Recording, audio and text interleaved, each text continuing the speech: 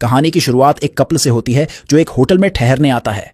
सब कुछ ठीक चल रहा होता है, लेकिन जैसे ही लड़की नहाने के लिए बाथरूम में जाती है तभी कुछ अजीब लोग वहां अचानक पहुंच जाते हैं।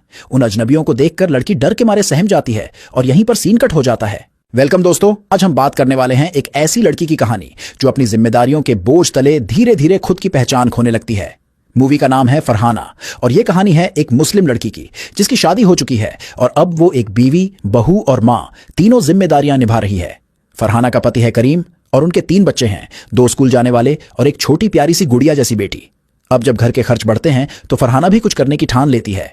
अब मिलते हैं फरहाना के अब्बू से, जो एक पुरानी चप्पलों की दुकान चलाते हैं। कभी ये दुकान खूब चलती थी, इतने ग्राहक आते थे कि दुकान में जगह नहीं बचती थी। इसी दुकान की कमाई से उन्होंने फरहाना और उसकी 2 बहनों की शादियां करवाईं। लेकिन अब वक्त बदल गया है, दुकान में सन्नाटा है और घर के हालात बहुत खराब हैं। ऊपर से करीम, जो खुद बेरोजगार है, ससुर से उधार मांगता है, मगर ससुर जी साफ मना कर देते हैं। अब फरहाना सोचती है कि कुछ करना ही पड़ेगा। वो अपने अब्बू से कहती है, अब्बू मैं नौकरी करना चाहती हूं। लेकिन अब्बू पुराने ख्यालों के हैं। उनका कहना है औरतें सिर्फ घर संभालती हैं, बाहर का काम मर्दों का होता है। फरहाना निराश हो जाती है, लेकिन हार नहीं मानती। उसी रात वो अपने शौहर करीम के साथ अपनी दोस्त की शादी में जाती है। वहां उसे नित्या नाम की एक मॉडर्न लड़की मिलती है जो एक कॉल सेंटर में काम करती है। नित्या कहती है, कल हमारी कंपनी में इंटरव्यू है, तू भी ट्राई कर ले। फरहाना के दिल में उम्मीद की किरण जागती है। अब घर आकर वो अपने अब्बू और करीम को समझाती है कि उसे ये नौकरी करनी है। थोड़ी बहुत बहस के बाद दोनों मान जाते हैं। अगले दिन फरहाना इंटरव्यू देती है और गुड न्यूज, उसे नौकरी मिल जाती है। करीम भी खुश हो जाता है। अब फरहाना एक कॉल सेंटर में काम करने लगती है जहां उसे कस्टमर्स से बात करनी होती है, क्रेडिट कार्ड, डेबिट कार्ड बेचने का काम। लेकिन धीरे धीरे वहां जो कुछ चलता है वो सिर्फ कॉल्स तक सीमित नहीं रहता। अब फरहाना अपने काम में ध्यान लगाने लगती है। उसका डिपार्टमेंट कॉलिंग का है, जहां उसे डेली टारगेट्स पूरे करने होते हैं। डेबिट कार्ड बेचो, क्रेडिट कार्ड बेचो। वहीं ऑफिस में एक और डिपार्टमेंट होता है जहां की लड़कियां कुछ ज्यादा स्टाइलिश और अमीर टाइप की लगती है। कुछ ही दिनों में फरहाना अपनी मेहनत से सबका ध्यान खींचने लगती है। वो लगातार टारगेट पूरा करती है, जिससे उसकी सैलरी भी बढ़ जाती है। अब धीरे धीरे फरहाना अपने घर के पुराने उधार चुकाने लगती है। घर की हालत सुधरने लगती है। लेकिन तभी उसे लगता है कि नित्या वाला डिपार्टमेंट ज्यादा कमाई वाला है, क्योंकि अब नित्या पहले से ज्यादा पैसे कमा रही होती है। फरहाना बार बार नित्या से कहती है, मुझे भी तुम्हारे डिपार्टमेंट में शिफ्ट करवा दो ना।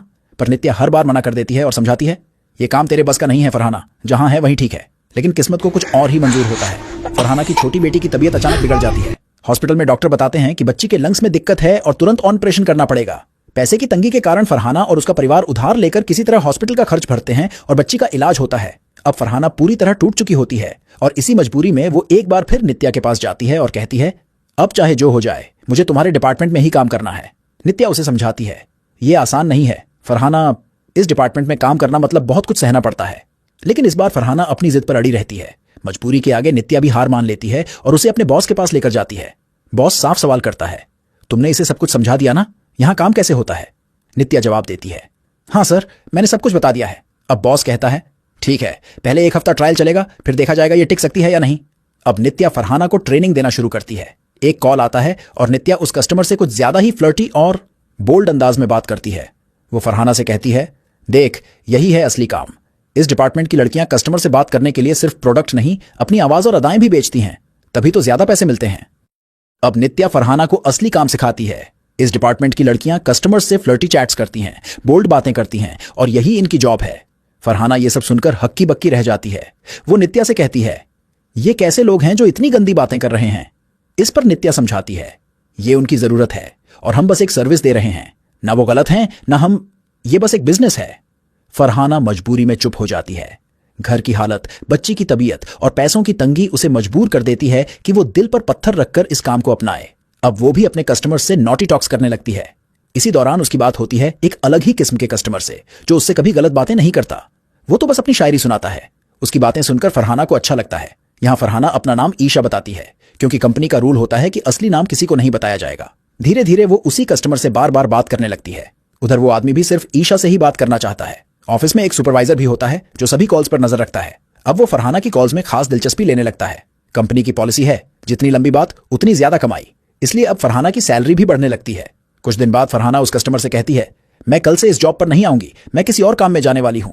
लेकिन उस आदमी का जवाब दिल छू लेने वाला होता है, ईशा, तुम्हारी बातों से ही मेरी तन्हाई कम होती है, प्लीज मत जाना। फरहाना का दिल पिघल जाता है और वो डिसाइड करती है कि वो यही जॉब कंटिन्यू करेगी। एक दिन फिर उसी आदमी का कॉल आता है। वो बिना सोचे कॉल उठा लेती है और बात करने लगती है। बातों ही बातों में उसके मुंह से असली नाम फरहाना निकल जाता है। ये सुनते ही वो आदमी पूछता है, ईशा, क्या तुम मुस्लिम हो? फरहाना थोड़ी झिझक के बाद कहती है, हाँ, इस पर वो आदमी कहता है, मैं तुम्हें एक गिफ्ट देना चाहता हूं। फरहाना यानी ईशा जवाब देती है, हम मुस्लिम लोग अपनी कमाई का हिस्सा गरीबों में बांटते हैं, आप किसी जरूरतमंद को दान दे दीजिए, वही मेरा गिफ्ट होगा। अगले दिन फरहाना जब सड़क पर एक भिखारी को दान देती है तो भिखारी के पास एक छोटा सा गिफ्ट पैकेट होता है जिस पर लिखा होता है ईशा के लिए। फरहाना हैरान होकर पूछती है, ये तुम्हें किसने दिया? भिखारी मुस्कुराता है और कहता है, भिखारी मुस्कुराकर जवाब देता है, किसी ने यह गिफ्ट यहां छोड़ दिया था और कहा था कि अगर कोई ईशा नाम की लड़की आए तो उसे दे देना। यह सुनते ही फरहाना की आंखें भर आती हैं। वह चुपचाप घर जाती है और कांपते हाथों से गिफ्ट खोलती है। गिफ्ट में एक छोटा सा म्यूजिक प्लेयर होता है। जैसे ही वो प्लेयर चालू करती है उसमें से वही पोयम बजने लगती है जो उस आदमी ने कॉल पर सुनाई थी। अब फरहाना समझ जाती है कि यह गिफ्ट उसी आदमी ने उसके लिए भेजा है। अगले दिन से ही उस आदमी का कॉल नहीं आता। ऑफिस में बहुत सारे कॉल आते हैं मगर फरहाना हर कॉल को काट देती है क्योंकि उसे सिर्फ उसी कस्टमर का इंतजार होता है। इसी दौरान वो सोफिया नाम की लड़की से मिलती है और उससे अपना पहला मोबाइल खरीदती है। एक दिन जब वह अखबार पढ़ रही होती है उसकी नजर एक न्यूज पर जाती है, एक म्यूजिशियन ने डिप्रेशन की वजह से सुसाइड कर लिया। ये पढ़ते ही उसका दिल बैठने लगता है क्योंकि पिछले 4 दिनों से उसका कोई कॉल नहीं आया था। अब फरहाना घबराकर पॉलिसी के खिलाफ जाकर नित्या से रिक्वेस्ट करती है, हमें उसके घर चलकर चेक करना चाहिए। जैसे ही दोनों निकलने वाली होती हैं उसी वक्त फरहाना के मोबाइल पर कॉल आता है। वही आदमी। फरहाना घबराई हुई आवाज में कहती है, आपने इतने दिन कॉल क्यों नहीं किया? मुझे कितनी टेंशन हो गई थी। वो आदमी शांति से जवाब देता है, मुझे पता है ईशा, तुम मेरे लिए परेशान थी लेकिन मेरा फोन खराब हो गया था, अब ठीक हुआ है।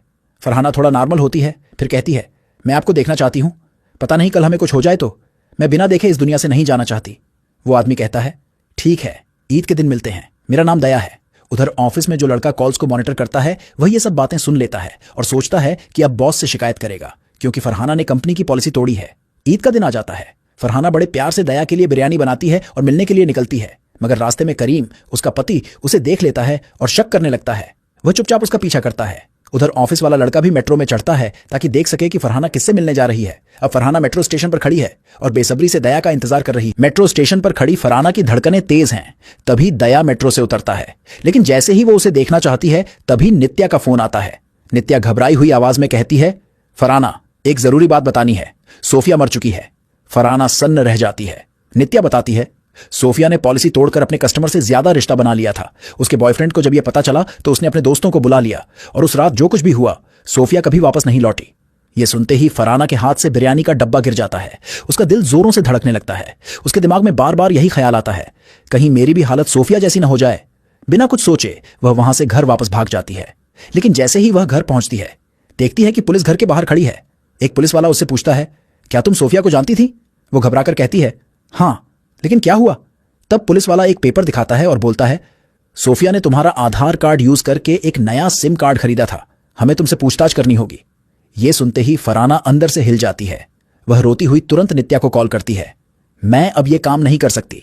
तभी उसका पति करीम उसे समझाता है, अगर तुम अचानक काम छोड़ दोगी तो लोग यही सोचेंगे कि तुमने गलती की है, लेकिन अगर तुम ऑफिस वापस जाओगी तो लोग समझेंगे कि तुम्हारी कोई गलती नहीं थी।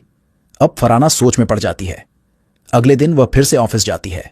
ऑफिस में एक स्पेशल क्लास चल रही होती है। एक सीनियर मैडम सभी लड़कियों को समझा रही होती है, हमेशा पेपर स्प्रे साथ रखो और किसी भी कस्टमर से इमोशनली अटैच्ड मत होना। फरहाना चुपचाप अपनी सीट पर बैठ जाती है। तभी दया का कॉल आता है। वो कहता है, ईशा, तुम मिलने क्यों नहीं आई? लेकिन अब फरहाना की आवाज बिल्कुल बदली हुई होती है। वो ठंडे लहजे में जवाब देती है जैसे कि वह उसे जानती ही नहीं। यह सुनकर दया चुप हो जाता है और फिर कॉल कट कर देता है। अब कई दिन बीत जाते हैं, दया का कोई कॉल नहीं आता। फरहाना अब किसी भी कस्टमर से बात नहीं करती। यह सब देखकर उसका बॉस बहुत गुस्से में आ जाता है और उसे डांटना शुरू कर देता है। फरहाना का बॉस गुस्से में कहता है, अगर ऐसे ही काम करोगी तो टारगेट कैसे अचीव होगा? वो चुपचाप फिर से काम में लग जाती है। लेकिन तभी दया का कॉल आता है। दया कहता है, मुझे तुम्हारा असली नाम और पता दोनों मिल गए हैं, अब मैं तुम्हें बदनाम करूंगा, बस देखती जाओ। फरहाना के पैरों तले जमीन खिसक जाती है। उसे समझ नहीं आता कि अब क्या करे। उसी रात उसके घर एक पार्सल आता है जिस पर लिखा होता है, ईशा। करीम डिलीवरी बॉय से पूछता है, यहां ईशा नाम की कोई लड़की नहीं रहती? फरहाना यह सब सुनकर कांप जाती है। अब दया उसके घर तक पहुंच चुका था। डर के बावजूद अगले दिन फरहाना ऑफिस जाती है। फिर दया का कॉल आता है। इस बार वो गुस्से में कहती है, अगर दोबारा कॉल किया तो पुलिस में कंप्लेंट करूंगी। लेकिन दया हंसकर जवाब देता है, कर दो, मेरे पास तुम्हारी सारी कॉल रिकॉर्डिंग्स हैं, पुलिस, पति और मोहल्ला सब जान जाएंगे तुम कौन हो। फरहाना और डर जाती है। दया धमकी देता है, जब तक मुझसे मिलने नहीं आओगी मैं तुम्हें फॉलो करता रहूंगा।